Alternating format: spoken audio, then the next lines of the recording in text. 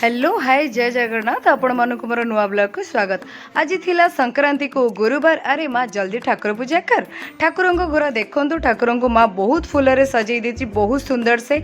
आज थिला गुरुवार को संक्रांति बाबा दिन तो बाबा को भी बहुत सुंदर से सजाई जाइए। देखो ये आम ठाकुर मंदिर।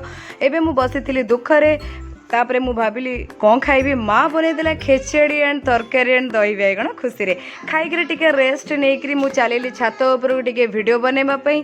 देखो शाढ़ी पिंधिक टिके स्टाइल मार्ची किंतु वीडियो बनो बनो पूरा ओदा कहीं वर्षा जोर होचे।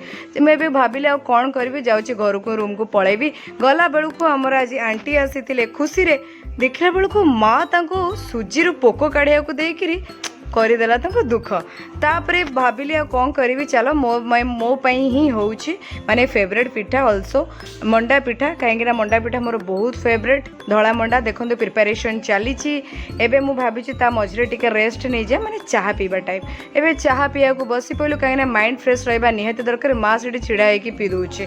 तापर मु भाविली कौन करी भावुँ टे निजे पिठा गढ़ा स्टार्ट कले भल हम।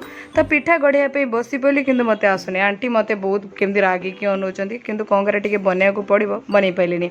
एबे पिठा गढ़ा हो सारापर सीझिला कहीं पानी रे सीझा मंडा मत बहुत पसंद।